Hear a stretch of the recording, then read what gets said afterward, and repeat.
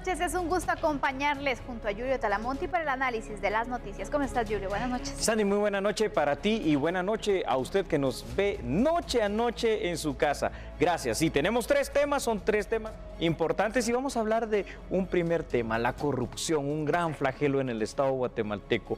¿Cuál es ese perfil que vamos a tratar en este tema, Sandy? Por supuesto, y antes de tratar este tema y darles a conocer la noticia, recordemos que en el discurso el presidente de la República indicó en la toma de posesión que se crearía una comisión para poder de esta forma perseguir la corrupción y evitar estos actos. Y precisamente hoy cobró vigencia a partir de la publicación en el Diario Oficial. El Ejecutivo busca fortalecer la calidad del gasto público por medio de esta comisión creada presidencialmente. El mandatario Alejandro Yamatei Falla se refirió a la entrada en vigencia de la Comisión Presidencial contra la Corrupción, la cual tiene como finalidad principal fortalecer las acciones que realiza el organismo ejecutivo en temas de transparencia en el gasto público. La Comisión Presidencial contra la Corrupción es un organismo que estamos creando, una comisión que estamos creando para combatir la corrupción en el organismo ejecutivo, no en el organismo legislativo ni en el organismo judicial, es para el ejecutivo. Dos, la función de la investigación del delito es un monopolio por ley del Ministerio Público. Por lo tanto, esa es una labor del Ministerio Público. Le pongo un ejemplo. En el caso de la denuncia, nosotros recibimos la denuncia de un empresario que dice, mire, a mí me cobran mordida por vender unos pañales. Eso se recibe, la denuncia, se hace la investigación interna sobre la veracidad de eso y de ser cierto se le pasa al Ministerio Público para que el Ministerio Público lo procese. Si por otro lado lo que hay es una malversación o un mal uso de los recursos del Estado en una labor administrativa, esa comisión de investigación se lo pasa a la Contraloría General de Cuentas de la Nación, para que cada quien en el ámbito de su acción constitucional cumpla con su deber. La comisión tendrá una vigencia de 4 años y operará con un presupuesto de 10 millones de quetzales. Será presidida por un director ejecutivo. Sobre el director ejecutivo, pues habrá una primera reunión que se llevará a cabo por parte de la comisión y en la cual consideraremos algunos perfiles de personas que creemos nosotros, que yo por lo menos por de pronto tengo un candidato que considero que podría ser una buena persona. No estamos invitando, y esto deja en evidencia las falsedades, mentiras y calumnias que se publicaron en los últimos días sobre que yo había llamado a fulano, mengano, perencejo, y una señora mengana, perenceja y no sé quiénes más, se pusieron a caraquear que había hecho llamadas y que no sé, mire, nada de eso es cierto. El mandatario confirmó que han detectado casos anómalos dentro de la administración de la empresa portuaria Quetzal. Y por cierto, empresarios se pronunciaron por la publicación del acuerdo que da vida a la Comisión Presidencial contra la Corrupción. Para AmCham creo que es muy importante el que se haya nombrado a esta comisión. Lo que va a ser relevante observar es qué tanta independencia y autonomía va a tener esta comisión para que pueda operar efectivamente. Creemos que el que haya habido, digamos, esta disposición por parte del gobierno es un mensaje importante para la transparencia, pero nuevamente va a haber que ver su funcionamiento, qué tan independiente, autónoma va a ser para que pueda funcionar adecuadamente. Una de las recomendaciones de empresarios a la comisión es la pronta creación de herramientas para facilitar las denuncias. Haya una posibilidad de que los empresarios, por ejemplo, puedan acudir a esta comisión a hacer las denuncias respectivas, las puedan hacer efectivas también a través del Ministerio Público y que haya una acción y una consecuencia y una respuesta por parte del Ejecutivo a través de esta comisión para transparentar, destituir, por ejemplo, a los funcionarios en caso hagan requerimientos fuera de ley a los empresarios en los diferentes trámites que se hagan. Entonces, el objetivo es realmente que sea una comisión que facilite la transparencia. La corrupción, definitivamente uno de los flagelos históricos que más ha afectado a Guatemala. El Ejecutivo pretende recuperar, Sandy, la confianza que se ha perdido en el Estado guatemalteco. Todo esto a causa de esa gran corrupción. Según lo manifestado por el presidente Alejandro Yamatei, el combate a la corrupción pasa también por la lucha contra el contrabando y la defraudación aduanera. Se pierde una cantidad importante de recursos económicos en los temas relacionados a la corrupción y esto impide precisamente que el Estado pueda invertir en rubros prioritarios, puede invertir, por ejemplo, en tener más equipos en los hospitales, más medicinas en los mismos, construir más escuelas, tener más policías o mejorar temas como la seguridad económica, laborales, etcétera. Así que ahí está el decreto 28-2020 ya del actual gobierno, en el cual se crea institucionalmente la Comisión de Combate a la Corrupción. Bueno, es necesario dar a conocer estos datos porque especialmente me interesa, Julio, cómo se va a integrar esta comisión, para que la gente pueda entender un poco entonces cuál será el seguimiento que se le va a dar y la función específica también que va a perseguir, porque cuando hablamos de corrupción creo que es un tema bastante amplio. Esto es muy interesante. En primer lugar, va a estar instaurada de la siguiente manera. Van a haber instituciones, ¿no?, con funcionarios, ya vamos a explicar algunos de ellos, pero también van a haber personal guatemalteco y en este caso eso me parece muy oportuno, que seamos los propios guatemaltecos quienes de alguna manera tomemos la batuta para el combate a la corrupción. La comisión es una comisión presidencial, evidentemente, pues así ha quedado establecido en este acuerdo gubernativo. El presidente de la República es quien va a tener la coordinación máxima de la misma. Eventualmente en algunas situaciones podrá ser su puesto puede ser tomado por el vicepresidente. Luego hay ministros de Estado muy importantes como el ministro de Gobernación y otro tipo de funcionarios también que no dejan de tener una relevancia singular.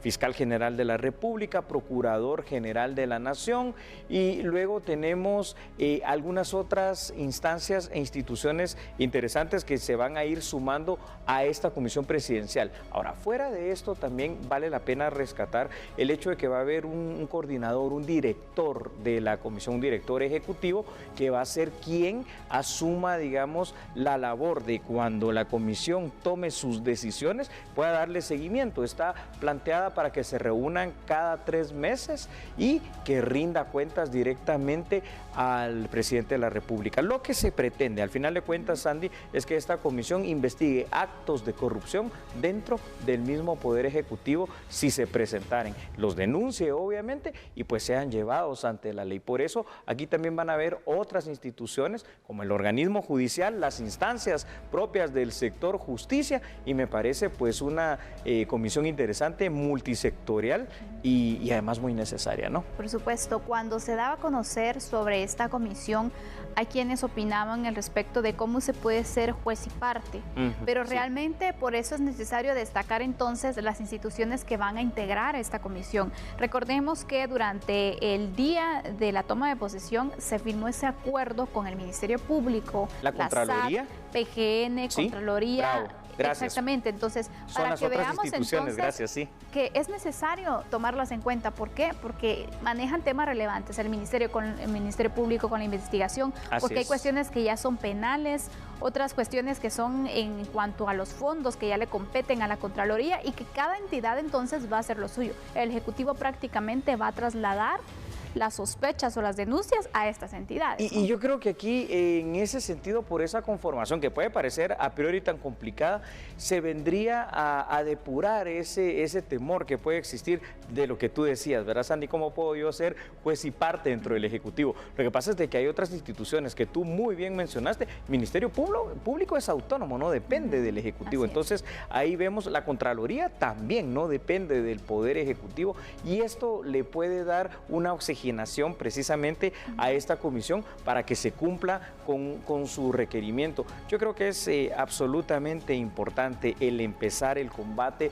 a la corrupción. La corrupción lo que crea es una inestabilidad, crea desconfianza, pero también es un flagelo que quita millones de quetzales año con año a los guatemaltecos que podrían verlo reflejado en inversión que sea propia para el tema de infraestructura, de salud, de educación, de los rubros que hemos mencionado, ¿verdad, Sandy? Por supuesto. Tenemos más datos, Julio, gracias, para seguir ampliando este análisis. Hay que tomar en cuenta que a 8 días de iniciado este mandato del presidente, que anunció la integración de la Comisión Presidencial contra la Corrupción, se espera entonces por parte de los guatemaltecos que el funcionamiento de la misma sea ágil y efectivo para poder determinar acciones concretas que vayan erradicando ese mal. Es un compromiso de Estado la lucha contra la corrupción para poder aumentar la inversión pública y hacernos más competitivos también. Sí, es correcto. Una de las funciones primarias de la comisión será crear una política pública contra la corrupción y monitorearla e implementarla de una manera adecuada.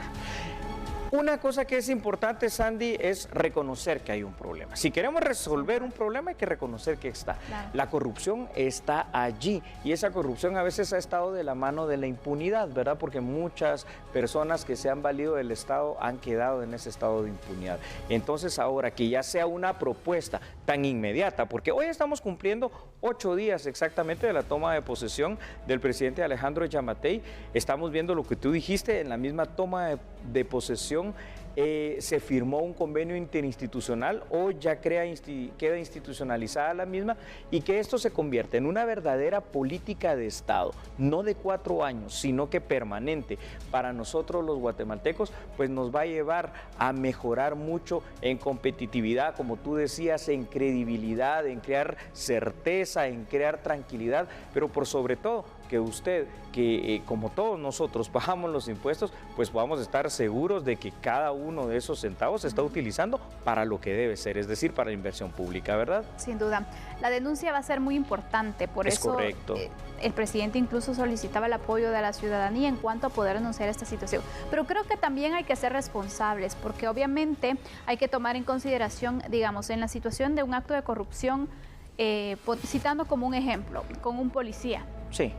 No solamente se debería investigar al policía, Es se correcto. debería investigar también a la persona que da esa mordida, como popularmente se le dice. Es cierto. Porque está entonces fomentando Fomentándola. también la corrupción. Hay que ser realmente pues concretos, porque bien dice un dicho, tanto peca el que paga como paga el que peca, ¿no crees tú? Totalmente de acuerdo, Sandy. A ver, la corrupción es una cuestión única y exclusiva del Estado.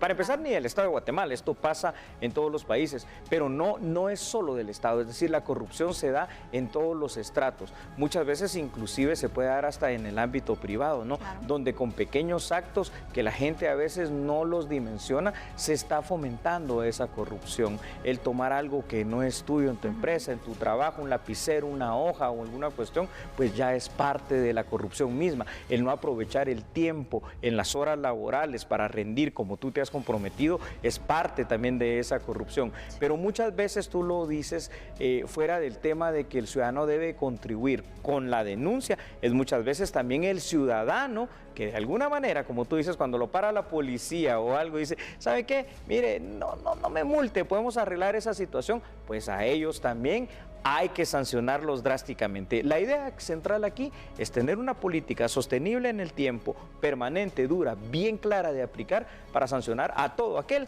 que facilite, coopere, ayude o se vuelva de alguna manera beneficiario de la corrupción en el Estado guatemalteco. Así es, Julio. Así que vamos a concluir con este tema. Se ha creado entonces la Comisión Presidencial. Vamos a ver cuál es el resultado también. Es una buena muestra también de poder transparentar el gasto público y sobre todo hacemos nuevamente el llamado. Si usted conoce de alguna situación, bueno, repórtela. Así es. Y bueno, ya vamos a regresar para nuestro siguiente tema. Vamos a hablar acerca de acciones concretas contra las plazas fantasmas, que también tiene mucha injerencia en el tema de la corrupción. Pero antes vamos a ir a una pausa, lo esperamos en unos minutos. No cambie porque nosotros somos a la medida. Gracias por seguir en sintonía. La administración del presidente Alejandro Yamatei rastreará miles de plazas fantasmas en 127 dependencias del organismo ejecutivo. Con la finalidad de respaldar los resultados del Censo Nacional del Recurso Humano, realizado en 2019 por el Instituto Nacional de Estadística, el presidente Alejandro Yamatei Falla anunció acciones para evitar plazas fantasma dentro del organismo ejecutivo. Entre las medidas adoptadas está que el pago por servicios prestados será con cheque y personalmente a cada funcionario público a partir de este mes. Más o menos 37,000 plazas que no lograron identificar a las personas. El presidente saliente, o el presidente que se fue, dejó una carta en donde no reconoce el censo, carta que le hizo llegar al Banco Mundial.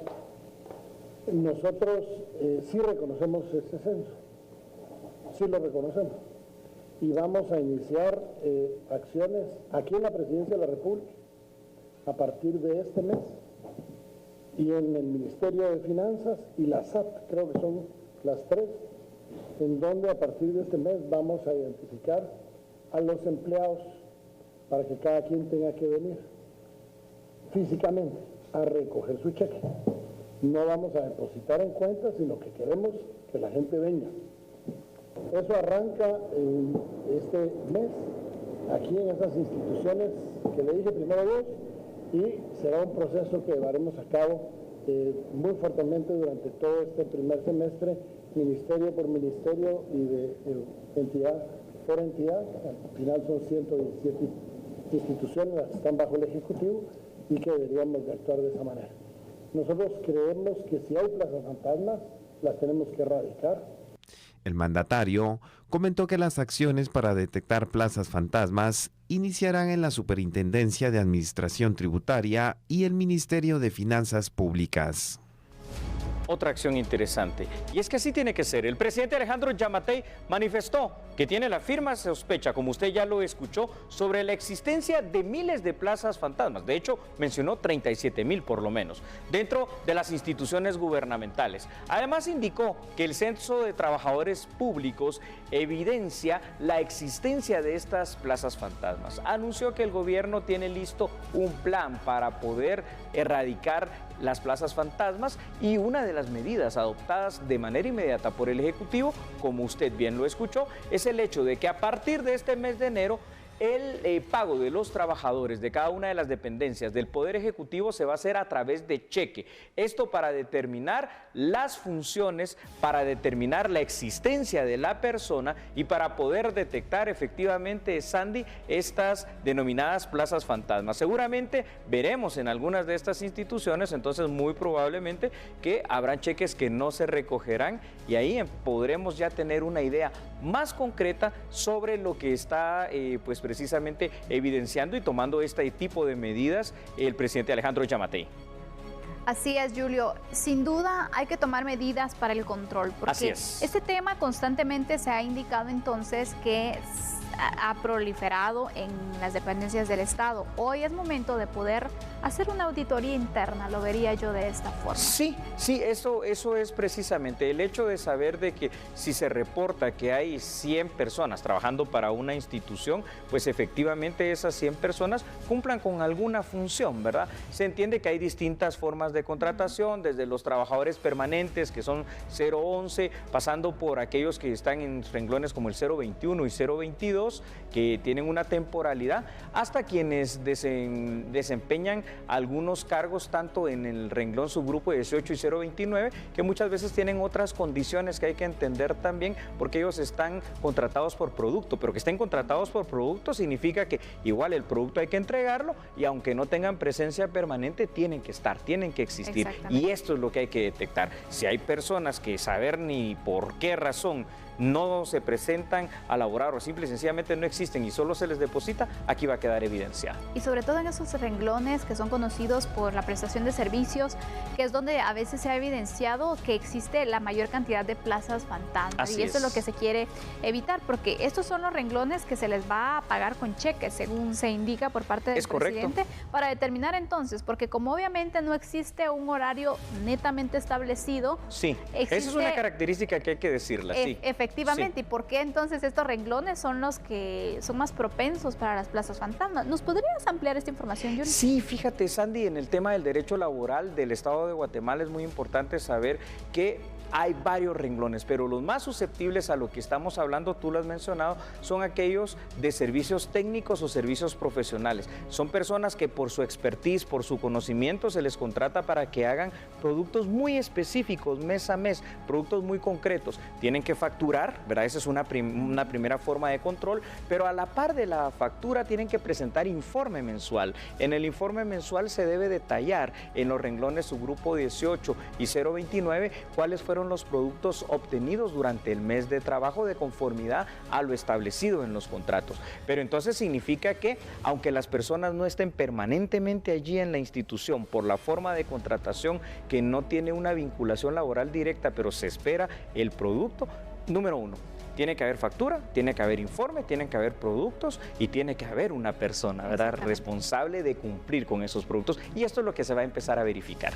Es que también el presidente mencionaba que el motivo por el cual están también buscando controlar esta situación es, una, por la cantidad de dinero que se eroga derivado de estas plazas, que no se saben entonces si en realidad alguien está trabajando, es y que a lo mejor existe la necesidad de contratación de otros puestos que no se pueden cubrir porque este dinero se está desviando. Así es. Y aparte de ello, porque se tiene el reporte que sí se presentan los informes, porque este renglón tiene que presentar mensualmente un informe de las actividades que realiza. Exactamente. Sí. Pero no ellos no saben exactamente si solo lo envían o qué está pasando. Sí, eso es muy importante. Por eso el poder verificar que estas personas de todos estos renglones en todas las instituciones del Estado existen, están y que cumplen con una función muy específica, muy determinada, de conformidad a su experiencia, a su expertise, a su conocimiento, pues me parece oportuno. Y quienes no, pues entonces ahí ya podremos empezar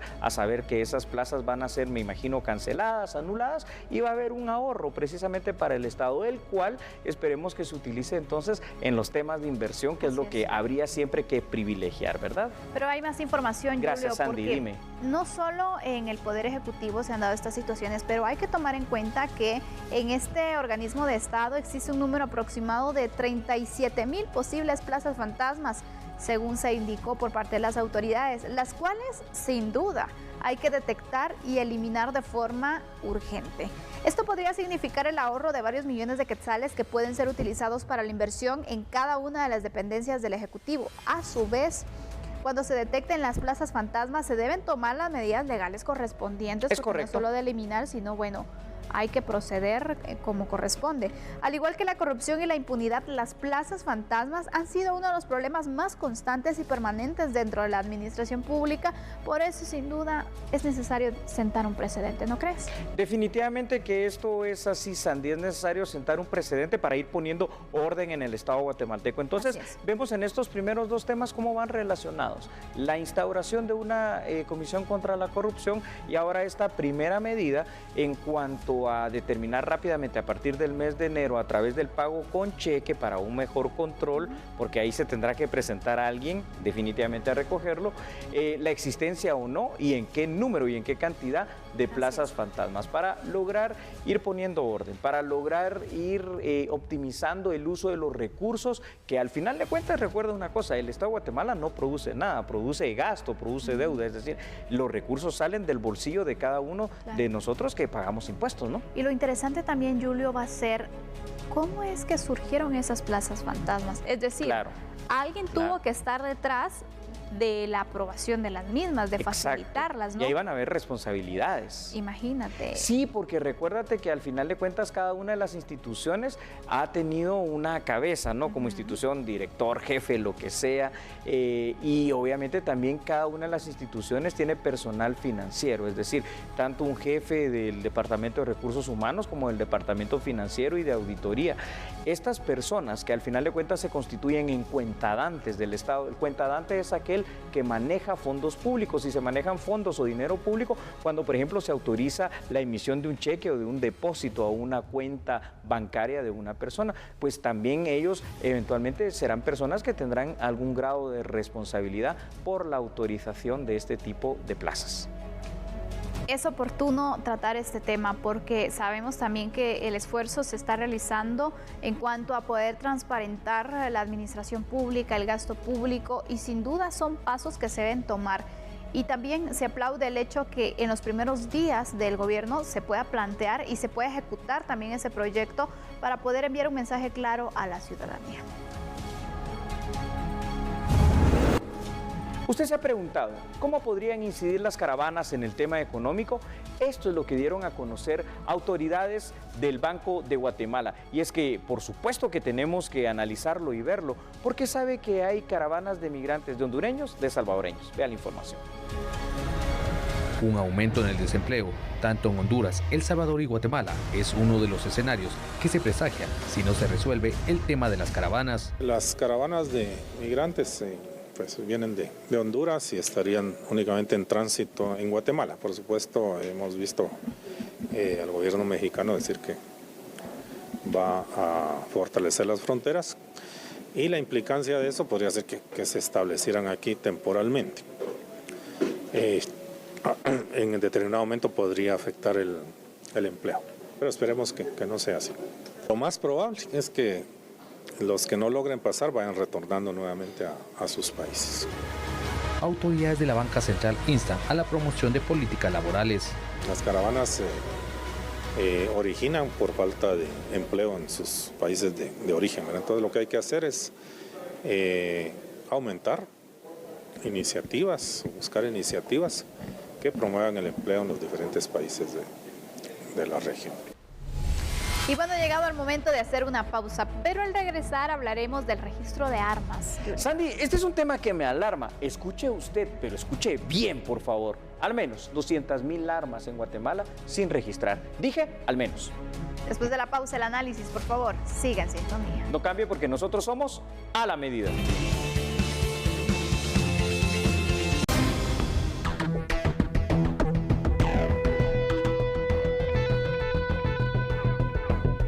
Ahora conozcamos acerca de la actualización del registro de armas de CAM a DIGECAM, que concluye a finales de este mes. Sin embargo, aún falta un buen número de propietarios que no han completado el procedimiento. Más de 200,000 armas no están registradas ante la Dirección General de Control de Armas y Municiones DIGECAM, según nos dieron a conocer autoridades del Ministerio de la Defensa. El 31 de enero vence el plazo para que sus propietarios hagan el trámite de DECAM a DIGECAM. Hay un proceso que finaliza el 31 de enero de este año, el proceso de cambiar de registro de armas de DECAM a DIGECAM. Únicamente quedan aproximadamente 9 días para que todos los guatemaltecos puedan cumplir con este requisito. Fue un periodo de 3 años y estábamos previstos a poder hacer ese registro sobre más de 600,000 armas. Sin embargo, pues no hemos logrado eso, se ha debido a muchas razones. Lo que debemos de tener presente es de que la Dirección General de Control de Armas y Municiones tiene personal, está trabajando en horarios extendidos y está llevando a cabo todo el registro que se requiera. De no hacerse registro, los propietarios de las armas de fuego podrían estar expuestos a ser detenidos. Es importante que la población se dé cuenta de que al momento de no llevar a cabo este proceso, que es cambiar el registro de tenencia de arma del Departamento de Control de Armas, DECAM, a la Dirección General de Control de Armas, como lo estipula la ley, lo que va a pasar es que se va a encontrar con un arma ilegal en sus manos. A la fecha, la DIGECAM contabiliza más de 605,000 armas de fuego, 383,000 estaban en la DECAM. Desde la segunda prórroga de 2017, solo 172,000 personas han cumplido con lo que establece la ley. A ver, vamos a partir de bases legales, como nos gusta hacer aquí en A la Medida. Así que, Sandy, televidentes, yo les pido por favor que anoten y que vayan y revisen en su Constitución. ¿Sabe usted que el artículo 38, precisamente de la Constitución Política de la República de Guatemala, regula y obviamente permite la tenencia y la aportación de armas de esta forma? Dice, se reconoce el derecho de tenencia de armas de uso personal, no prohibidas por la ley. Ahora bien, por supuesto, y esto es obvio, ¿no? Para gozar de este derecho constitucional, el ciudadano guatemalteco, Sandy, debe llenar ciertos requisitos. ¿Y cuáles son, entre otros, esos ciertos requisitos? Bueno, contar con las autorizaciones correspondientes.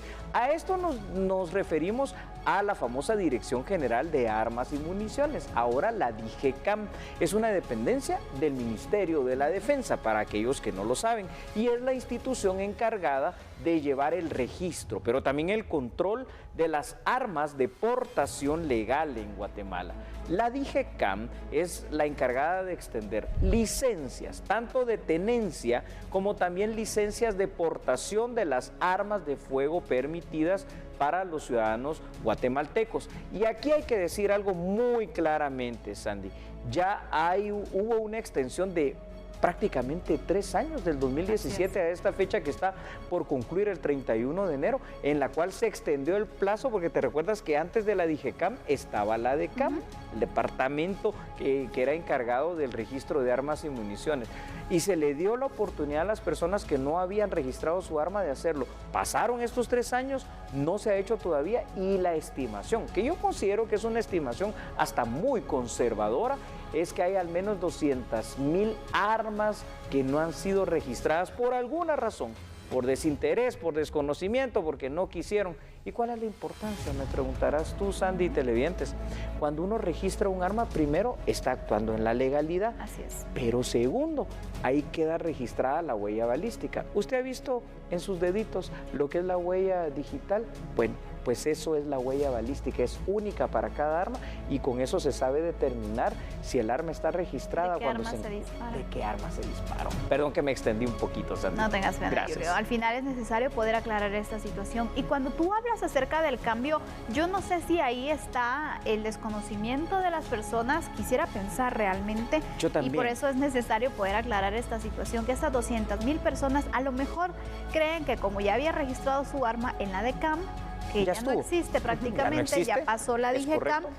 No, se tiene que hacer el traslado, es decir, si están registrados en la DECAM, ahora tienen que hacer la actualización a la DIGECAM para poder de esta forma tener el registro, porque si no, no lo tienen. Aunque se extendió el permiso por parte de la DECAM, ya no es válido, porque la DIGECAM es la encargada entonces de regular el uso y obviamente las licencias de portación legal de armas de fuego. Sí. Es importante dar a conocer esta información porque hay cierto desconocimiento, considero. Hay cierto desconocimiento y esto es muy importante. Yo quiero recalcar lo que tú decías. El DECAM, el Departamento de Control de Armas y Municiones, desapareció. Y desapareció ya hace muchísimos años. Ya no es válido lo que usted tenga que diga DECAM. La DIGECAM, a cargo ahora del Ejército de Guatemala, a lo largo ya de varios años ha sido la encargada de este proceso. Y es muy importante, fíjate que aquí estamos hablando de las armas, obviamente que se estiman de tenencia legal por la venta que ha habido, pero por supuesto que hay armas que jamás se van a registrar, que son las que utiliza el crimen organizado. Pues por eso ahí es donde radica precisamente la importancia de que usted registre su arma. No vaya a ser por allí, a través de alguna revisión de una autoridad policial, que le encuentren su arma, usted no cuenta con los permisos correspondientes y entonces puede pasar hasta un mal momento porque será trasladado al tribunal que corresponda más inmediato para poder dilucidar su situación jurídica cuando esto se puede solventar con este traslado. Ahora sí te digo, igual, el tiempo se vence, porque se vence la próxima semana. Pero mira, Julio, yo no sé si la gente lo que está esperando es que existe una prórroga. Te voy a decir por qué. ¿Otra prórroga más? Hace 3 años, cuando se dio esta prórroga, que ya estábamos hablando entonces de la cuenta regresiva, que iba a finalizar la actualización del registro de armas. Quedan 3 años, decían. Eran unas colas, Julio, para poder actualizar este documento increíble. La gente madrugaba. No cuando se dio a conocer la prórroga, ya no mirabas gente ahí. Eran pocas las personas que iban a hacer el procedimiento. Entonces, ¿por qué dejarlo para el tiempo? 3 años han pasado. ¿Sabes qué pasa? Es que sí es parte de la forma de ser, de la costumbre, de la idiosincrasia y de la forma en que nos comportamos los guatemaltecos. Voy a hacer un parangón. Estamos mal acostumbrados. Muy mal acostumbrados. Como cuando pasa el tema de que tenemos que pagar el impuesto, ¿verdad? Para vehículos. Es que ya lo podemos pagar desde ya. Por supuesto que esperamos generalmente hasta el último momento y ahí andamos corriendo, saturando los bancos, los sistemas y todo. Y esa es una muy mala costumbre. ¿Por qué? Porque ¿qué va a pasar, Santi? Ahorita lo más probable es que ya no haya ninguna prórroga más y esas 200,000 armas pues pasarían a ser prácticamente armas ilegales, así de claro. Y hay que tomar en cuenta también de que, por ejemplo, cuál es el procedimiento para poder actualizar, porque sabemos que para quienes por primera vez solicitan, hay un mínimo de edad para poder tener este permiso. Bien dicho, 25 años, si no, no lo puedes tener. Exactamente, hay ciertos exámenes que realizan desde el práctico, el teórico, un psicológico que también se realiza. Antecedentes penales, antecedentes policíacos, llenas todos esos requerimientos, llenas los formularios, eres examinado, como tú bien dices, en la pericia y también eres examinado en tu mente a ver si de verdad no representas un peligro y ya cuando eso pasa llevas tu arma, ahí va a estar unos cuantos días para que le hagan esas pruebas y para que quede registrada la huella balística, y posteriormente, dependiendo el trámite que tú hayas hecho, te van a entregar solo la licencia para la tenencia del arma en la casa, que significa que no la puedes andar sacando, tienes que tramitar unos permisos especiales para trasladarla, que son muy temporales, o en todo caso las dos licencias, la tenencia para que la tengas, que esa es de cajón cuando la compras, y la deportación para que puedas andar con el arma en la calle, pero cumpliendo también ciertos cánones, que no debe estar visible, que debes pues guardar algunas situaciones que en la ley están, y esa ley de armas y municiones también es parte de los exámenes que te hacen para poder otorgarte la licencia, el permiso correspondiente, y ya luego quedas debidamente fichado y registrado como debe ser. Y es importante que hagas esa comparación, o bueno, esa diferencia, sí, porque no es lo mismo tener por tenencia que por portación, y hay personas que, por ejemplo, las han capturado por portación. Yo tengo y licencia. Pero tengo licencia, sí, pero es de tenencia, y no es lo mismo. Ahora vamos a explicar otros datos, por favor, Sandy, porque es necesario también seguir ampliando esta información.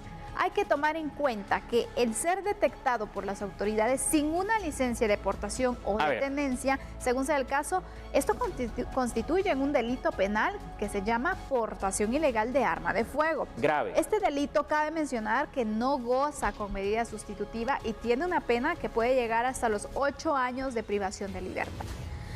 Aparte de emitir licencias, la DIGECAM también es la encargada de hacer registro y custodia de la denominada huella balística, como ya le adelantábamos, la cual es única e irrepetible por cada arma. La huella balística sirve al Ministerio Público para saber exactamente a qué arma pertenecen las municiones encontradas en las distintas escenas del crimen, porque obviamente tener un arma de fuego no es que te dé un permiso para matar. Exactamente, es que eso es algo que hay que entender. Es cierto que el artículo 38 constitucional te permite tener armas, sí, lo dice claramente, pero jamás te dice, te doy licencia para que con el arma mates, le quites la vida a un guatemalteco. ¿Y esto por qué lo decimos? Porque hay que ser muy responsable en esa tenencia, en esa aportación de arma de fuego. Es en todo caso, para un caso extremo, en la defensa de tu vida o la defensa de la vida de tu familia. Recuerde usted además otros preceptos constitucionales. El artículo 3 de la Constitución garantiza la vida, dice derecho a la vida. Y además el artículo 2 de la Constitución nos dice que lo primero que el Estado guatemalteco tiene como obligación es garantizar la vida, la integridad, ¿verdad?, el desarrollo y otras cosas más del guatemalteco. Entonces estamos hablando de un bien, de un precepto muy, muy importante. Yo creo que hay que ser muy responsables. Ahora ya no, digamos, los que están tramitando las licencias, la compra de las armas ahora en las armerías, pues ya no tienen ese problema, es decir, en el sentido que ya lo están haciendo ante el DIGECAM y es la única manera de que tengan un arma legal. El problema es con tal vez aquellas personas mayores, fíjate Sandy, que heredaron de pronto por allí un revólver de su abuelito, un revólver de su señor padre, lo han tenido guardado siempre en la casa, sobre todo cuando sucede en la Guatemala rural, ¿verdad? Y ellos creen que por el simple hecho de que lo heredaron y que sus abuelos, sus padres lo tuvieron todo el tiempo, ellos también lo pueden tener todo el tiempo. Probablemente nunca llegue a pasar nada, pero ¿quién quita? Una revisión en el vehículo y usted carga el arma. ¿Quién quita? Un allanamiento por alguna situación que pueda suceder, le encuentran esa arma. Usted, como bien lo dijo mi compañera, la licenciada Sandy Monroy, está arriesgando hasta 8 años de privación de libertad. Fácil, por gusto, con algo que podía haber regulado. Definitivamente. Julio, y hablando acerca de estas estadísticas, ya mostramos que 200,000 personas no han hecho la actualización. Es correcto. Ojo, estas son las personas que tenían el registro del DECAM. No sabemos cuántas personas nunca se registraron ante el DECAM. Hay una cifra. Es la oportunidad también de poderlo hacer, de poder estar ante la ley. Fíjate, Sandy, que qué bueno que tocas ese tema. Hay estudios, tanto nacionales como internacionales, que han hecho investigaciones profundas del número de armas que pueden estar sin registrar en Guatemala. Ojo, voy a hacer aquí una acepción. Este es un cálculo, es un estimado de lo que se evidencia, y en armas también que obviamente jamás van a ser registradas como las del crimen organizado. Pero esa cifra negra podría llegar a oscilar hasta el 1.200.000 armas sin registrar en Guatemala. Estamos hablando solo de las 200,000 personas que en algún momento tuvieron registro del DECAM y que no cambiaron hacia DIGECAM. Como sea, Es un derecho constitucional tener, es un derecho constitucional portar un arma, pero es una obligación cumplir con la ley y registrarlo, ¿verdad, Santi? Así es. Bueno, esta es la conclusión. Si usted tiene arma de fuego, tenía el registro en el DECAM o nunca ha tenido un registro, es momento de acudir a DIGECAM. Tiene una pocos semana días. le queda. Exactamente. Entonces, por favor, hay que dar el ejemplo. Hay que ser responsables y buenos ciudadanos. Qué buen mensaje, Sandy. ¿Te parece si vamos a la pausa con este mensaje? Ya Gracias. volvemos. Chao, volvemos.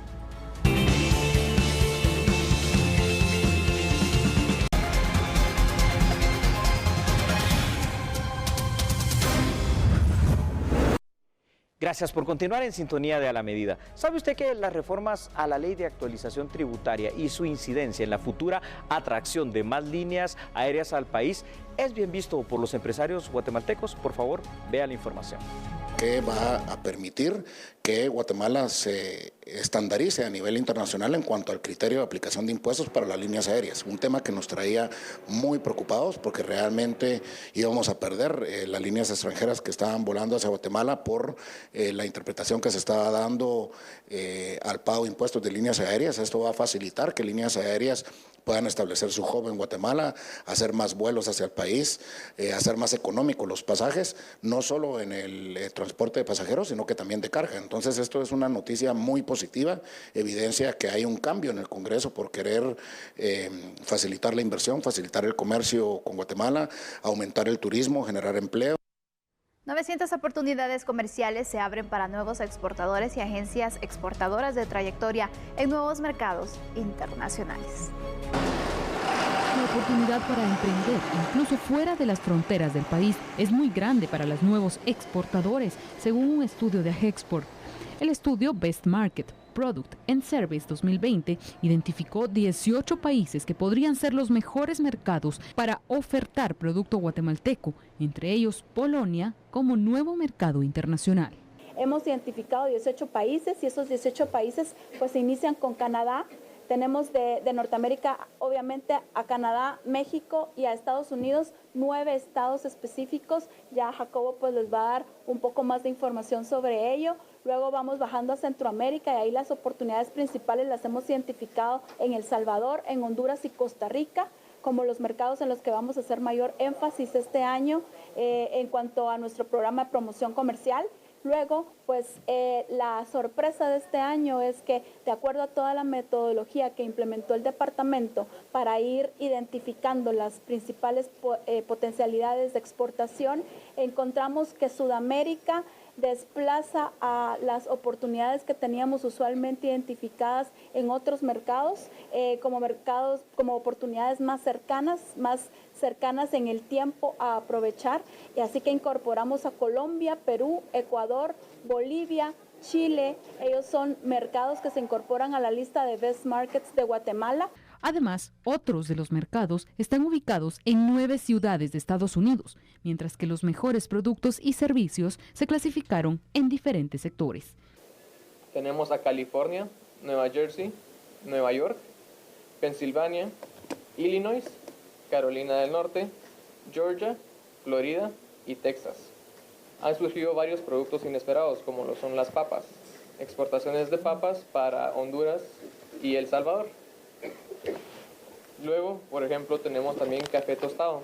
El café tostado ha tenido un aumento en el valor importado por los países identificados superior a los 180 millones de dólares.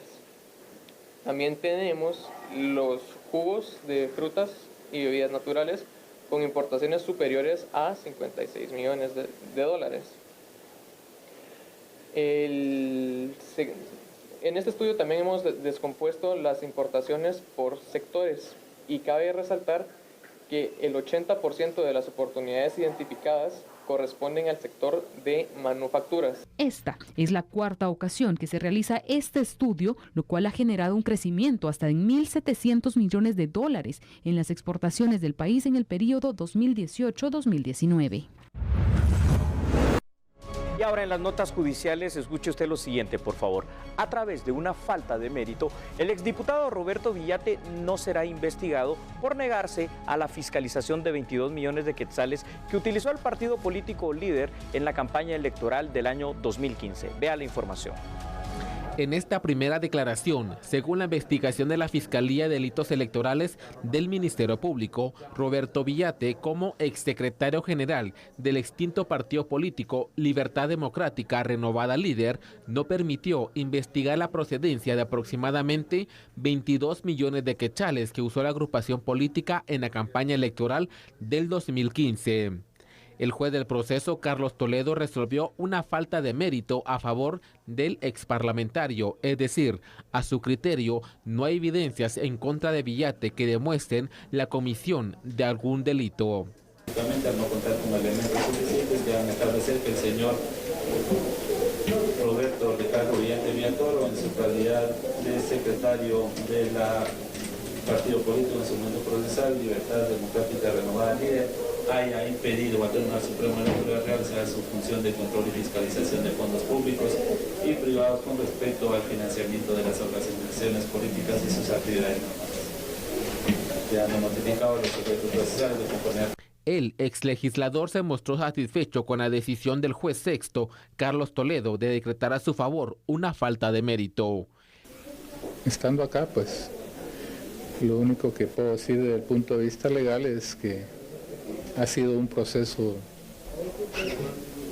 difícil, pero al final de cuentas, con la falta de mérito y la evidencia que se aportó por las partes, asumo que no tuve ninguna responsabilidad en ello. El fiscal del caso, Rafael Curruchiche, dijo que presentarán la impugnación de ley en contra de la falta de mérito al asegurar que el exdiputado Roberto Villate impidió fiscalizar la procedencia de los cerca de 22 millones de quetzales que usó la agrupación política Líder en la campaña del 2015. El Tribunal de Mayor Riesgo rechazó otorgar arresto domiciliario a uno de los últimos acusados del caso penal denominado lavado y política. En este proceso llamado lavado y política, según la investigación de la Fiscalía Especial, particulares y exfuncionarios de Estado integraron una organización criminal a la cual se les señaló de realizar transferencias bancarias sospechosas a diferentes países por 800 millones de quetzales. En este proceso queda pendiente discutir ante un tribunal si el acusado Maximiliano Gómez, ex asesor de un diputado, participó o no en las acusaciones del Ministerio Público. De esa cuenta, a Gómez le fue rechazada la solicitud de beneficio con un arresto domiciliario. Es en ese sentido en que no se encuentra dentro de los argumentos que ha presentado la defensa un sustento a través de una prueba que nos permita a nosotros como tribunal poder establecer en primer lugar cuáles fueron esas circunstancias que motivaron la prisión y en virtud de que no conocemos dichas circunstancias no podemos nosotros determinar si las mismas han variado. En enero del 2019, un tribunal de mayor riesgo condenó con penas de 6 a 59 años de cárcel a la mayoría de procesados del caso lavado y política. Entre las personas encontradas culpables está Edgar Francisco Morales, alias Chico Dólar. Como todas las noches, agradecidos por su sintonía, pero mañana a las 21 horas lo esperamos. Que descanse, hasta mañana. Feliz Chao. noche.